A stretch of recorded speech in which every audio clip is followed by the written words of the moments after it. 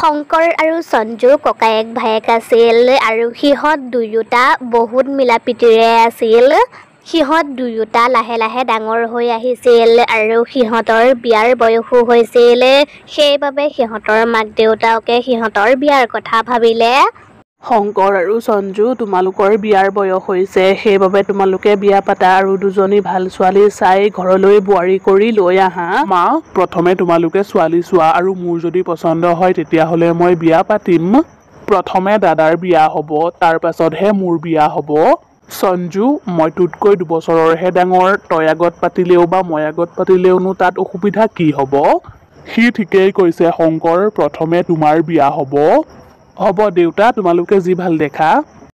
কিছুদিনৰ পাছত শংকৰৰ পৰিয়ালে এজনী ছোৱালী চাবলৈ গ'ল আৰু ছোৱালীজনীৰ নাম কাবেৰী আছিল। শংকৰৰ বাবেহে ছোৱালীজনী চাবলৈ গৈছিল, কিন্তু কাবেৰীক দেখি সঞ্জুৰহে পচন্দ হৈছিল। কিন্তু সি একো নকলে আৰু তাৰ পাছত সকলোবোৰে ছোৱালী চাই ঘৰলৈ উভতি আহি আছিল আৰু তেতিয়াই শংকৰে সঞ্জুক কলে, কি হ'ল সঞ্জু, ছোৱালীজনী পচন্দ হ'লনে নাই? দাদা, তুমি এইবোৰ কি কথা কৈছা? হ'ব দে, মোৰ লগত চালাকি কৰিব নালাগে। মই তোক তাত লক্ষ্য কৰিছিলো নহয়, তই কেনেকৈ কাবেৰীলৈ চাই আছিলি। ছোৱালীজনী ধুনীয়া। মা, তোমালোকে বোৱাৰী এজনী পাবা আৰু দেই। কথাটো শুনি মাক দেউতাকে বৰ ভাল পালে আৰু সঞ্জুৰ সৈতে কাবেৰীৰ বিয়া ঠিক হৈ গ'ল আৰু কিছুদিনৰ পাছতেই সিহঁতৰ বিয়াও হৈ গ'ল। এইবাৰ দেউতাকে শংকৰৰ বাবে ছোৱালী চাবলৈ ধৰিলে। শংকৰ এজন উকিল আছিল আৰু সি সদায় দৰেই তাৰ গাড়ীখন লৈ কৰ্টলৈ বুলি গৈছিল। তেতিয়াই সি দেখিলে ৰাস্তাৰ মাজত বহুত মানুহৰ ভিৰ লাগি আছে। আচলতে ৰাস্তাৰ মাজত এজনী ছোৱালী অচেতন হৈ পৰি আছিল। কি হৈছে ইয়াত, আৰু এই ছোৱালীজনী কোন হয় বাৰু? নাজানো এই ছোৱালীজনী কোন হয়। আচলতে মই এইফালেদি গৈ আছিলো, তেতিয়াই মই এই ছোৱালীজনী ৰাস্তাৰ মাজতে পৰি থকা দেখিলো। আপোনালোকে ছোৱালীজনীক এনেকৈ চাই আছে, চাওঁ আঁতৰ হওক, মই ছোৱালীজনীক সহায় কৰিব লাগিব। শংকৰে ছোৱালীজনীক উঠাই লৈ তাৰ গাড়ীখনত বহাই ল'লে আৰু হস্পিটেললৈ বুলি গ'ল। আধা ৰাস্তাতে ছোৱালীজনীৰ চেতনা ঘূৰি আহিল। এইখন কাৰ গাড়ী বাৰু, আৰু আপুনি কোন হয়? মোক নামাৰিব কিন্তু দেই। ভয় খাব নালাগে, মই আপোনাক একো নকৰো। মই মাত্ৰ আপোনাক সহায়হে কৰিছিলো। আপুনি ৰাস্তাৰ মাজত অচেতন হৈ পৰি আছিল। আচলতে মোক কেইজনমান মানুহে মাৰিবলৈ খেদি আহি আছিল আৰু মই তাত কেতিয়া অচেতন হৈ পৰিলো মই গমেই নাপালো। মোৰ মা দেউতা নাই, মই অকলশৰীয়া। মই আচলতে এখন দোকানত কাম কৰিছিলো আৰু সেই দোকানখনৰ মালিকজনে তেওঁৰ ল'ৰাটোৰ সৈতে মোৰ বিয়া ঠিক কৰিছিল। কিন্তু সেই ল'ৰাজন বহুত বেয়া চোৰ আৰু কেৱল মানুহক মাৰপিটেই কৰি থাকে। মই যেতিয়া তেখেতৰ ল'ৰাটোৰ সৈতে বিয়া নহওঁ বুলি ক'লো, তেতিয়া সেই মানুহজনে তেওঁৰ মানুহ লগাই মোক মাৰিবলৈ খেদাইছিল। এইটোতো বৰ বেয়া কথা। আপুনি এতিয়া আৰু চিন্তা নকৰিব, মই আছো নহয়, আপোনাৰ একো নহয়। বিপদ তেতিয়াহে নাইকিয়া হ'ব যেতিয়া কোনোবাই মোক বিয়া পাতিব, কিন্তু মোৰ নিচিনা ছোৱালী এজনীক কোনে বিয়া কৰাবনো? সেইখিনি কৈ ছোৱালীজনীয়ে কান্দিবলৈ ধৰিলে। ছোৱালীজনীয়ে কন্দা দেখি শংকৰৰ সহ্য নহ'ল আৰু তেতিয়াই সি পটককে কৈ দিলে, তুমি একো চিন্তা নকৰিবা, মই তোমাক বিয়া পাতিম। কি? সঁচাকৈ? ব'লক তেতিয়াহ'লে, আপুনি কৈছিল নহয় আপুনি উকিল বুলি। তেতিয়াহ'লে আমি কৰ্টলৈকে যাওঁ আৰু আমি কৰ্ট মেৰেজ কৰোঁগৈ। তেতিয়া আৰু সেই মানুহজনে মোক একো কৰিব নোৱাৰে। কি এতিয়াই? কিন্তু এই বিষয়েতো মই মোৰ ঘৰৰ মানুহক একোৱেই কোৱা নাই। তাৰমানে আপুনি মোৰ জীৱনটো নবচায়। ঠিক আছে তেতিয়াহ'লে মই গাড়ীৰ পৰা নামি যাওঁ। তাৰ পাছত সিহঁত দুয়োটাৰে বিয়া হৈ গ'ল আৰু শংকৰে সংগীতাক ঘৰলৈ লৈ আহিলে। সংগীতাক দেখি শংকৰৰ মাক দেউতাক আৰু সঞ্জু বৰ আচৰিত হ'ল। কাবেৰী মাকৰ ঘৰলৈ গৈছিল, সেইবাবে তাই ঘৰত নাছিল। শংকৰ, এইবোৰ কি আৰু এই ছোৱালীজনী কোন হয়? শংকৰ, এই ছোৱালীজনী কোন হয় আৰু তই মনে মনে বিয়া পাতিলি, তথাপিও আমাক এবাৰো নজনালি?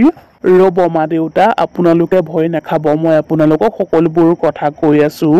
শংকৰে মাক দেউতাক আৰু সঞ্জুক সকলোবোৰ কথা ক'লে। কথাবোৰ শুনি দেউতাকে ক'লে, তুমি যি কৰিলা ভালেই কৰিলা। বাৰু যি হ'ল হৈ গ'ল। তোমালোকৰ চাগে বৰ ভাগৰ লাগিছে ন? যোৱা, বোৱাৰীক ৰুমলৈকে লৈ যোৱা।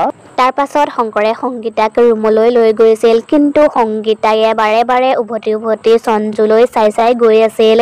সংগীতাই তেনেকৈ চাই যোৱাৰ বাবে সঞ্জুৰ বৰ কিবা যেন লাগিছিল। ৰাতি হোৱাতে সকলোবোৰে খাদ্য খাই শুই গ'ল আৰু শংকৰো শুই আছিল। তেতিয়াই সংগীতা শুৱাৰ পৰা উঠিলে আৰু তাই সঞ্জুৰ ৰুমলৈ গ'ল। সঞ্জু গভীৰ টোপনিত আছিল। তেতিয়াই সংগীতাই ৰূপ সলালে আৰু তাই এজনী ভয়ানক চুৰেললৈ সলনি হৈ গ'ল। ইমানবোৰ নাটক মই তোমাক পাবলৈকে কৰিছো।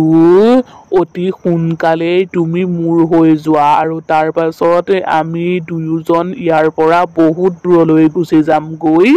সেইখিনি কৈ চুৰেলজনীয়ে আকৌ সংগীতাৰ ৰূপ ল'লে আৰু তাৰ পাছত গৈ শুই থাকিলেগৈ। তাই যোৱাৰ পাছতেই সঞ্জু শুৱাৰ পৰা উঠি বহি ল'লে। তাৰ মানে মোৰ সন্দেহটো সঁচা আছিল। এইজনী সাধাৰণ ছোৱালী নহয়, এইজনী এজনী চুৰেল হয়। সেইবাবে এইজনী ঘৰলৈ অহাৰে পৰা মোৰ মনটো কিবা লাগি আছিল। হে ভগৱান, এই চুৰেলজনী বাৰু ইয়ালৈ কি কৰিবলৈ আহিছে? তুমি এইবোৰ কি কথা কৈ আছা? মই ঠিকেই কৈ আছো কাবেৰী। সেই চুৰেলজনীয়ে ৰূপ সলাই সংগীতাৰ ৰূপ লৈ এই ঘৰখনলৈ কি কৰিবলৈ আহিছে বাৰু? সঞ্জুৰ কথা শুনি কাবেৰী বৰ আচৰিত হ'ল। সঞ্জু, এনেকৈ হ'লে দেখোন আমাৰ ঘৰখনত বহুত ডাঙৰ বিপদ হ'ব পাৰে। ব'লাচোন ব'লা, চুৰেলজনী ক'ত আছে মোক দেখুৱাই দিবাগৈ। তাৰ পাছত কাবেৰী পাকঘৰলৈ গ'ল আৰু তাই তালৈ গৈ দেখিলে সংগীতা শাহুৱেকৰ সৈতে কিবা কাম কৰি আছে। কাবেৰী, এয়া তোমাৰ নবৌ সংগীতা। সকলোবোৰ ইমান লৰালৰিকৈ হৈ গ'ল, সেইবাবে তোমাক একো খবৰ দিবলৈকে নহ'ল। সংগীতাক মোৰ বৰ মৰম লাগিছে। তোমাৰ বাৰু কেনেকুৱা লাগিছে তাইক? সংগীতাই কাবেৰীলৈ চাই হাঁহিবলৈ ধৰিলে। চিন্তা নকৰিব মা, কাবেৰীৰো মোক বৰ ভাল লাগিছে। হয়নে নহয় কাবেৰী, কোৱাচোন? কাবেৰীয়ে একো উত্তৰ নিদিলে আৰু তাই চুপচাপ ৰুমলৈ গুচি গ'ল। এইৰ আকৌ কি হ'ল? সংগীতা, তুমি চাহ বনোৱাচোন, মই আহি আছো। কাবেৰীৰ ৰুমলৈ যোৱাৰ লগে লগেই সঞ্জুৱে তাইক ক'লে। কাবেৰী, সকলোবোৰ ঠিকে আছেনে বাৰু? আৰু তুমি ইমান ভয় খাই আছা কিয়? কেনেবাকৈ তুমি তাইক চিনি নোপোৱাতো? আচলতে এইজনী মোৰ বান্ধৱী সংগীতা হয়। তোমাৰ দাদাই যিদিনা মোক চাবলৈ গৈছিল সেইদিনা তাই মোৰ ঘৰতে আছিল, কিন্তু তাই তোমালোকৰ সন্মুখলৈ ওলোৱাহে নাছিল। তাই তোমাক দেখি তাইৰ বহুত পচন্দ হৈছিল। তাই ভাবিছিল তোমাৰ দাদাৰ লগত যেতিয়া মোৰ বিয়া হৈ যাব তাৰ পাছতেই তাই তোমাৰ সৈতে বিয়া হ'ব। কিন্তু মোৰ যেতিয়া তোমাৰ সৈতে বিয়া হ'ল তেতিয়া তাইৰ হিংসা হ'বলৈ ধৰিলে আৰু এদিন তাই মোক চাদৰ ওপৰৰ পৰা ঠেলা মাৰি দিবলৈ লৈছিল, কিন্তু ভৰিখন পিছলি তাইয়েই তলত পৰি মৰি থাকিল। কাবেৰীৰ কথাখিনি শুনি সঞ্জু বৰ চিন্তাত পৰিল। আমি তাইক এদিন অকলে ধৰিব লাগিব আৰু তাইক সুধিব লাগিব তাই ইয়ালৈ কি কৰিবলৈ আহিছে আৰু কি কৰিব। কিন্তু তাৰ বাবে আমি মা-দেউতাক কেইদিনমানৰ বাবে ক'ৰবালৈ পঠিয়াব লাগিব। তাৰ পাছত সিহঁতে মাক-দেউতাকক মাহীয়েকৰ ঘৰলৈ পঠিয়াই দিলে আৰু তাৰ পাছত সিহঁতে শংকৰক সকলোবোৰ কথা ক'লে আৰু এতিয়া ঘৰত শংকৰ, সঞ্জু আৰু কাবেৰীহে আছিল।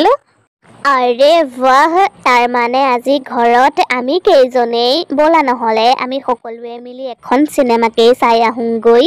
ঐ চুৰেল, তই আৰু নাটক কৰি নাথাকিবি, সঁচা কথা ক, তই ইয়ালৈ কি কৰিবলৈ আহিছ? কথাটো শুনাৰ পাছতেই সংগীতা চুৰেললৈ সলনি হৈ গ'ল। ঐ কাবেৰী, তই তোৰ নবৌৱেৰক এনেকৈ কথা কৈছ যে কিয়?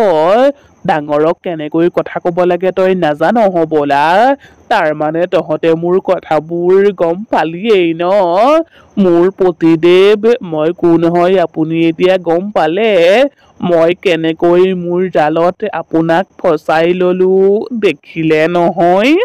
ঐ চুৰেল, তোৰ কথা সকলোৱে গম পালে, গতিকে তই এতিয়াই আমাৰ ঘৰ এৰি থৈ গুচি যাগৈ। শুনিছনে নাই মই তোক কি কৈছো? তই ভালে ভালে ইয়াৰ পৰা গুচি যাগৈ। আমি বেলেগ বুদ্ধি উলিয়াবলৈ হ'লে তই কিন্তু বহুত কষ্ট পাবি। এই সকলোবোৰ এইজনীৰ কাৰণেই হ'ল। এইজনীৰ কাৰণেই আজি মোৰ এনেকুৱা অৱস্থা। মই যেতিয়া সুখী হ'ব নোৱাৰিলো, গতিকে তইও সুখত থাকিব নোৱাৰিবি।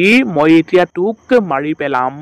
সেইখিনি কৈ চুৰেলজনীয়ে কাবেৰীৰ ডিঙিত ধৰি ল'লে আৰু তেতিয়াই তালৈ শংকৰৰ মাক-দেউতাক আহিল আৰু তেওঁলোক আহিয়েই চুৰেলজনীক আঘাত কৰিলে। তেওঁলোকে চুৰেলজনীৰ শৰীৰত এখন ছুৰী সুমুৱাই দিলে। তোৰ কাহিনী এতিয়া ইয়াতেই সমাপ্ত তই ইয়াৰ পৰা গুচি যাগৈ কিছু সময়ৰ পাছতেই চোৰেলজনী চটফটাই নাইকিয়া হৈ থাকিল আৰু সেই সকলোবোৰ দেখি কাবেৰী সঞ্জু আৰু শংকৰ বৰ আচৰিত হ'ল মা দেউতা তোমালোকে মাহীৰ ঘৰলৈহে গৈছিলা কিয় উভতি আহিলা আৰু তোমালোকে কেনেকৈ গম পালা সংগীতা যে এজনী চোৰেল হয় মোৰ সন্দেহ হৈ আছিল কিবা এটা যে গণ্ডগোল আছে কিন্তু তোমালোকে যেতিয়া কথা পাতি আছিলা মই তেতিয়া সকলোবোৰ কথা শুনিলো মা দেউতা আজি মই আপোনালোকৰ বাবেই বাচিলো তাৰ পাছত শংকৰ সঞ্জু কাবেৰী আৰু মাক দেউতাকে মিলি সুখে শান্তিৰে থাকিবলৈ ল'লে আৰু সেই চোৰেলজনীয়েও মুক্তি পালে